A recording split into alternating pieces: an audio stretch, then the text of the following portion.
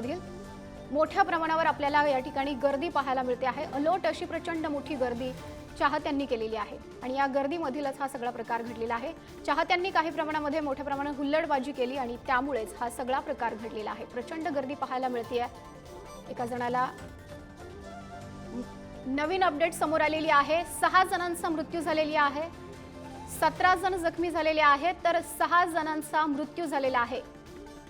या सगळ्या संदर्भामध्ये आताची ताजी अपडेट समोर आलेली आहे। या चेंगराचेंगरीमध्ये 6 जणांचा मृत्यू झालाय, तर 17 जण हे जखमी झालेले आहेत। गर्दीची ही दृश्य आपण पाहतोय। एकाला वाचवलं जाते तर दुसरीकडे आपल्याला ही सगळी गर्दी पाहायला मिळते आहे। मोठ्या प्रमाणावर चेंगराचेंगरी झाल्यानं 17 जण जखमी झालेले आहेत, तर 6 जणांना आपला जीव गमवावा लागलाय। चिन्नास्वामी स्टेडियम बाहेर सुद्धा प्रचंड गर्दी झालेली आहे आणि या गर्दीमध्येच ही सगळी दृश्य आपल्याला पाहायला मिळतात।